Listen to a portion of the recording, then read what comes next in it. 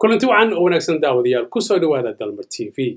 Maanta waxaan inii haynaa waraysi aan la yeelanay gudoomiyaha gobolka Ohio, Governor Mike DeWine, oo aan fursad u helnay dhowr su'aalood inaan weydiino daawasho wacan oo xiiso leh. And now join us is the governor of our great state, Governor Mike DeWine. Governor, welcome to Bullshit Show. Thank you very much. Good to be with you. Governor, let me ask you by starting with this. Is there a planned response for resurgence or increased COVID-19 due to the state opening? Is there a plan that's set for that? Well, we're really in a kind of a different phase now. We're all learning to live with the COVID-19, but it's not gone away, as we all know. It's very much here. In fact, in some parts of Ohio, we're seeing a spike. Southwest Ohio, for example, the Dayton area, the Cincinnati area.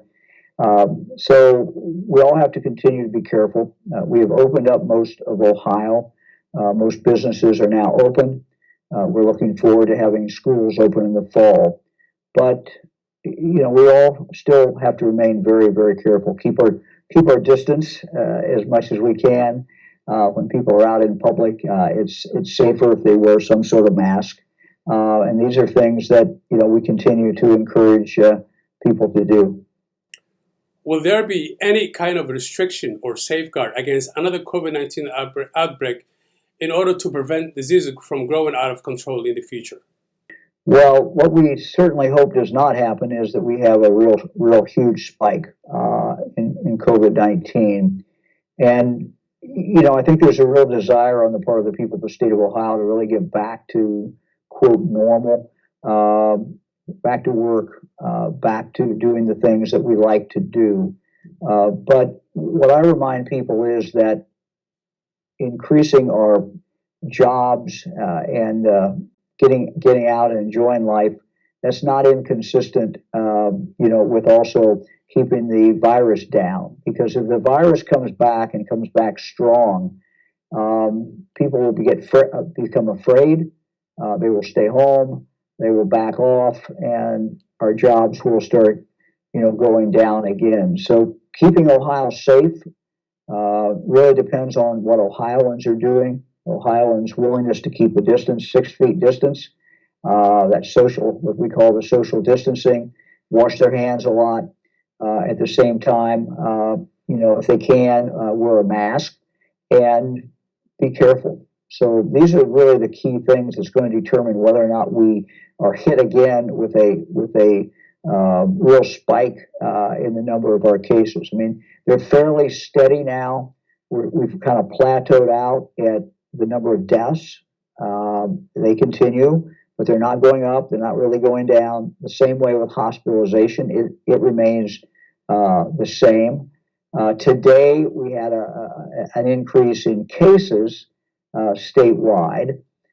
But if you look back at the last 21 days, statewide at least, you've seen pretty much a decline in the number of cases.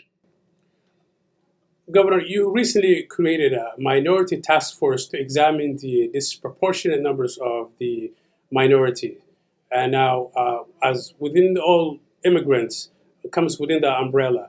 Now, is there a way that a specific task force that can reach out not only the Somali community, but also the Nepali community? Absolutely. You know, we have a task force that's focused on health. Ursel McElroy, who heads up our Department of Aging, Alicia Nelson, who is my point person on the drug problem. I've asked both of them to head that up and co-chair that.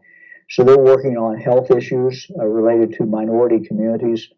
And so I would really invite anyone that is interested in helping, you know, to contact the governor's office. Again, Ursel McElroy, who heads up our Department of Aging, Lisa. So those two are really, you know, the right people to contact. Alicia Nelson and Director McElroy are the people that they should contact. But we want to expand that. We want to get more people involved. We want to make sure we have every minority community that is in Ohio to be represented. A lot of protests regarding on the police brutality. Will there be a general standard to retrain all police departments throughout the state? Yes, we think that there should be basic minimum standards for all police officers in the state of Ohio. We have about 35,000 men and women in law enforcement around the state. We have over 800 police departments. Some of these departments are very small. One of the things that I think is very important is that these police department members, whether they are in a small Cedarville, Ohio, Ada, Ohio, Oxford, Ohio, small community, or whether they're in a bigger community such as Columbus, that they get training and that they have training every single year. And so that's something that we're working with the legislature to increase that training. We want them to have specific training, for example, in de-escalation. How does a police officer de-escalate a situation that looks like it could be a dangerous situation and get out of control? How they calm the person down. Specific training in what's referred to as implicit bias, which is basically that all of us carry some baggage, all of us carry some built-in biases because of our background or our upbringing or something. But recognizing that we have those biases is really important. And so training in that is important. Training to recognize people who have a mental health problem and how you deal with someone, if you're a police officer who has a mental health problem. So all of that training is very important, and we want to make sure that every police officer in the state of Ohio gets that training. Unfortunately, there are many businesses suffer throughout this protest, which they were already suffering due to COVID-19. Is there any package that maybe the state can help out those businesses who have already been damaged due to the protest? Well, our small businessmen and women certainly have been the ones that have been hit the hardest by the COVID-19. And then we came along in Columbus and Cincinnati and other communities, and the peaceful protests, which we encourage. There were some people in that group who turned violent, some people who burned down small businesses, some people who looted small businesses. And so once again, you had small businessmen and women, many times from a minority population, who really suffered the most. And that is, to me, one of the most saddest things that there is to see is how they have been hit. There's really no state specific program to help in that area. There are, of course, the federal programs that came about, what's called the CARES Act, which helps small businesses, help them pay for some of their employees. But there's no specific state program to get any kind of money directly to these individuals.